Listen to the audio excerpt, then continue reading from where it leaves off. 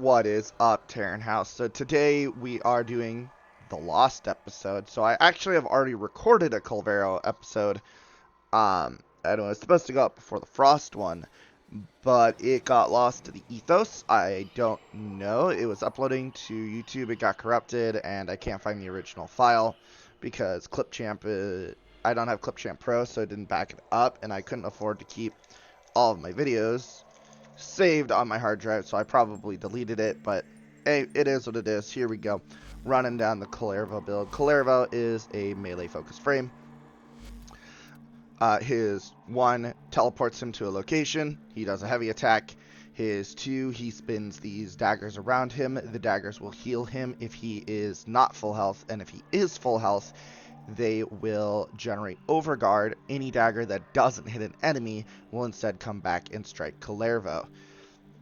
Collective Curse marks many enemies, so when you hit the first guy, he sends out a wave of damage that hits everybody who is tethered to him.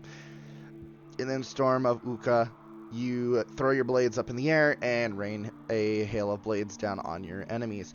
All of Kullervo's abilities, aside from Collective Curse, will generate melee combo counter. So, at that end, we have primary dexterity. This is going to give us 7.5 added combo duration, and it also makes it so on melee kill we get that stacking damage. We have the Epitaph. The Epitaph is more or less used for primer.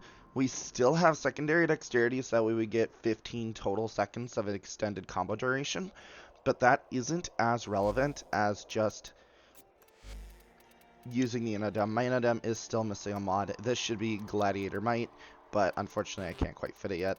I did just put another format on here. You could also go like Leaping Wounds, or if you didn't put a V polarity on here, you could do Sacrificial Pressure, but that would be mostly for the increased critical damage, or critical chance rather, but we don't really care. For the Inodem's upgrades, we have 1, I'm pretty sure it's just 1, 2, 1, 1, and 3. So part of the reason that I've decided to bring the Soma is picking up ammo grants 50 combo counter. So by using the Soma and its banana clip, we can pick up a lot of ammo thanks to Carrier's synth fiber mods. With synth fiber and synth deconstruct, as you can see, my primary and secondary weapons will automatically reload their magazines when holstered. So what we can do is we can mag dump the Soma, and then it'll have 100 rounds that has to reload, so we'll get about 10 ticks of this, since it'll be 10%, where we can pick up ammo. That'll generate us combo counter. We're basically going to be sitting at 12 times combo multiplier, which is 220 combo count, this entire mission. Now, I did say in my original Kullervo episode that Warframes that can generate overguard basically can solo most of the content in the game because of how strong overguard is. Wormpire is really good for us. Conductive doesn't matter because we can ignore electric procs. This doesn't matter because overguard will actually protect our health bar from this effect. And this is just nice because we can get extra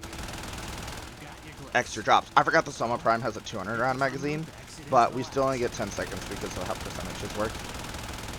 So we're just going to mag dump this, then we're going to swap, hack this. Enemies already coming out to play.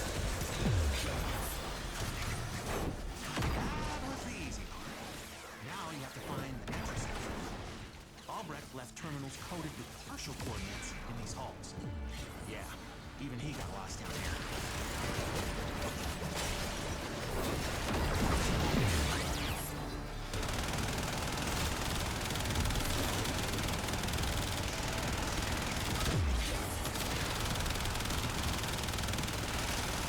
Did I forget to show the Kullervo build?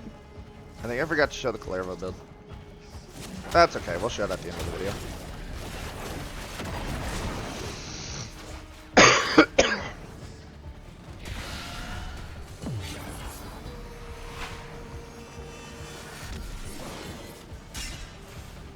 Showing what Kullervo's abilities do is 90%, but I still should show you guys what his ability, or what his build actually is, so you know what mods to put on him.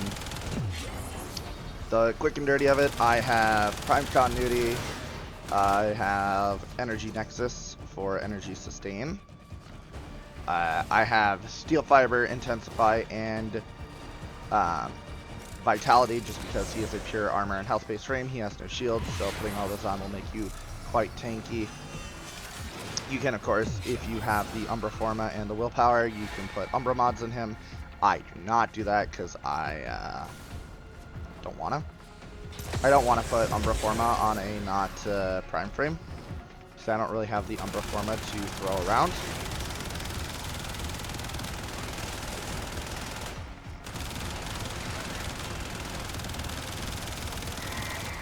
And then I do believe I have Transient Fortitude as well. Because this duration, you want a little bit of duration on him, but not a whole lot. And it's just enough to counteract Transient Fortitude's negative.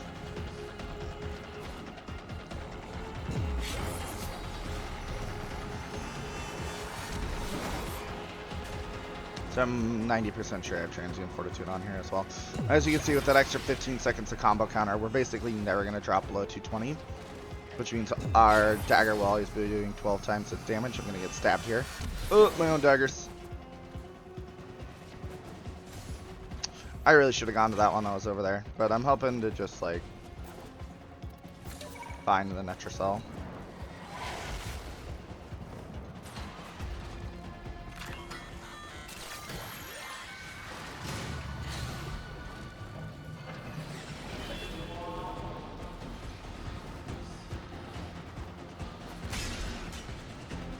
To get in here, you just need to find which one of these has a vent, break it.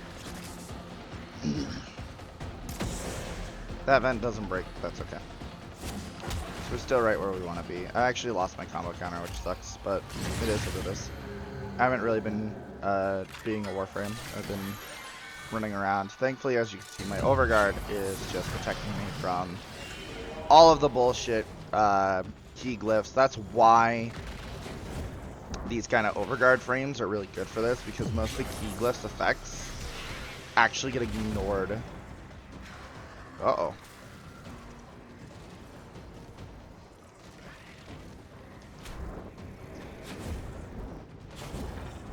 Warframe has no bugs.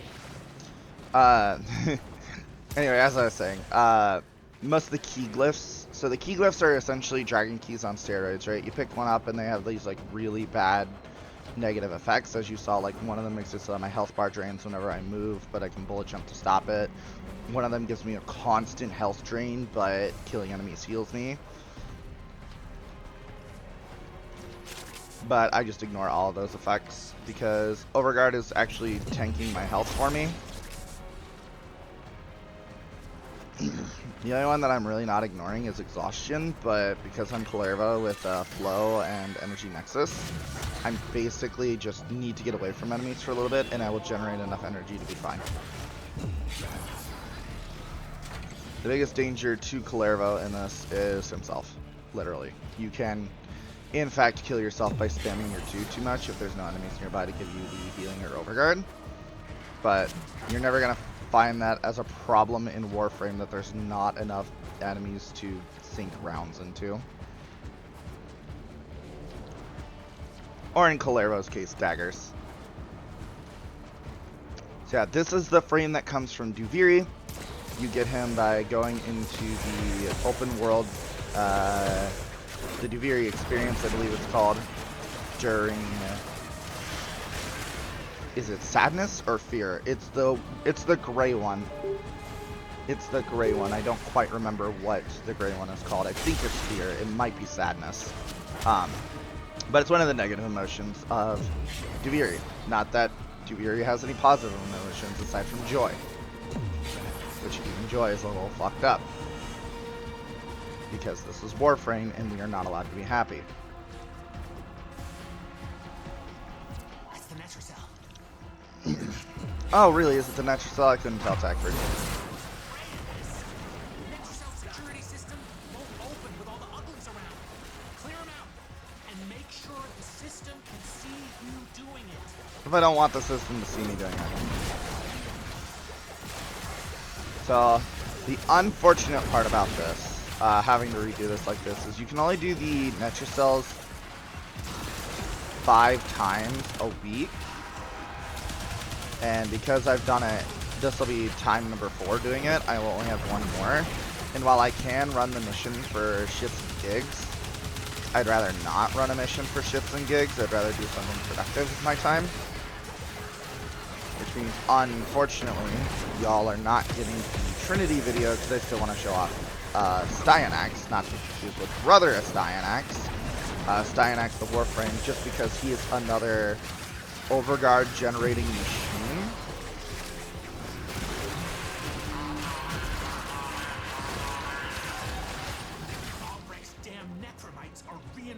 The Netracell.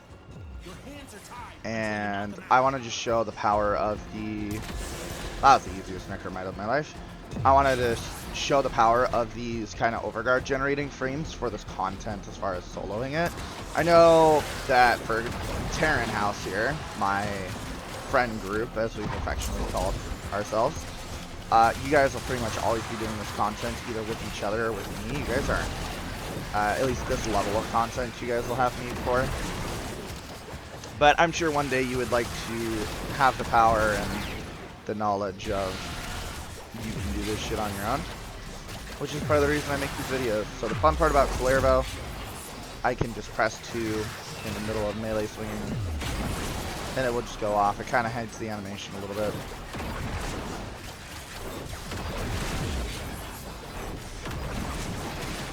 You will notice that this isn't quite Wukong monkey levels of damage on my heavy attacks.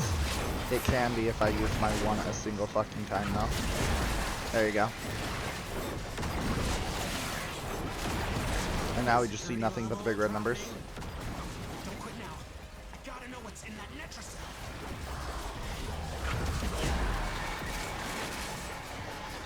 The other fun thing about Kullervo with a Incarnate Melee, which is what this is, the Inodem is the Incarnate Melee that you can get from the spoiler zone. They all transform into heavy attack, but your 1 counts as a heavy attack. So you can basically transform it for free by pressing 1. I am kind of burning through my combo meter here. As you can see, heavy attacks do expend your combo meter unless you use Tennokai. Which Tennokai is a thing that you unlock from the whispers in the wall. And we will talk about that a little later. I only have Opportunities Reach. I haven't managed to get Dreamer's Advance, which Dreamer's Advance seems to be the super strong one. But it is what it is. I will get it. I have to farm the Alchemy mission, which is probably what I'll do with Trinity. Is doing a breakdown of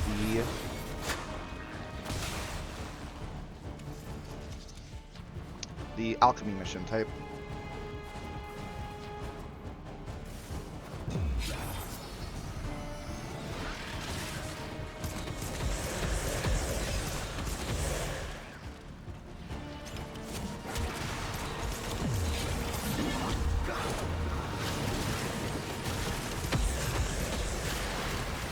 So what I'm doing with my epitaph is what is known as priming. Basically, my epitaph is set up to give these guys a bunch of status effects. As you can see, this guy has like 30 status effects.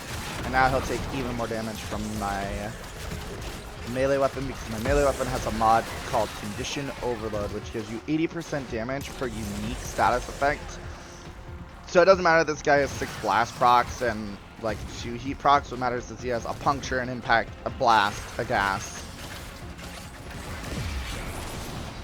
And my overguard broke because I was chatting, but we kind of don't care because overguard, as I explained in the circuit rundown where I got the Kongers, they broke carrier, you sons of bitches. Overguard and shields have what are known as a gate. Normally, when your overguard or shield breaks, you'll get a fixed amount of time where you're invulnerable. For overguard, that is 0.5 seconds. You could go from 1,000,000 overguard down to 0, and you will get 0.5 seconds of invulnerability, which is kind of shitty in my opinion. It really should scale with your overguard amount, because that is how shields work.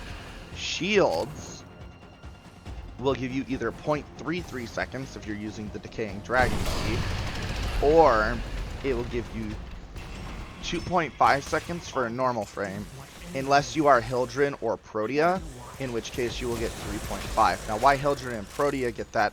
Hildren gets that because Hildren is the shield-based frame. Hildren's actually a very unique Warframe in that she doesn't have energy in the first place.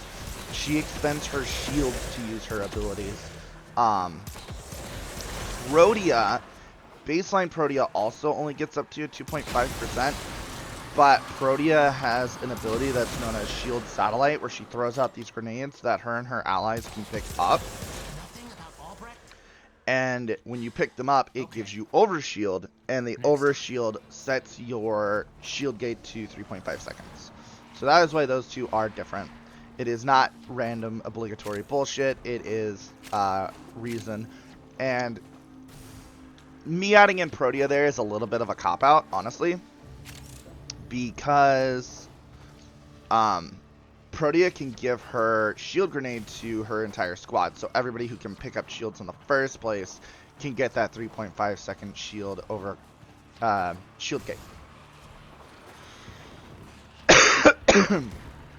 Shield gating is part of the reason I recommend that your first defensive mod that you look at is redirection in the early game, just because there are a few reasons for it. One, shields are just easier to maintain, right? Because your shield goes down, you can just duck into cover, let it recharge. Whereas health, you have to find a health orb.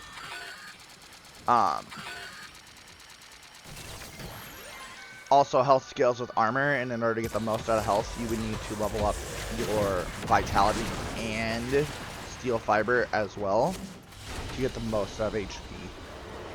Alright, let's see what we get. Oh, ooh, Amber Archon Shard. I actually really needed that. That'll be nice to throw on Frost.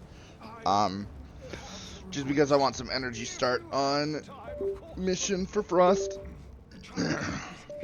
Although, maybe I don't need to put that on Frost. But anyway, guys, that is the Kullervo run on the Netracell. We are going to be doing Styanax next. Again, not brother as Styanax, but Styanax the Warframe. Have a good one, guys.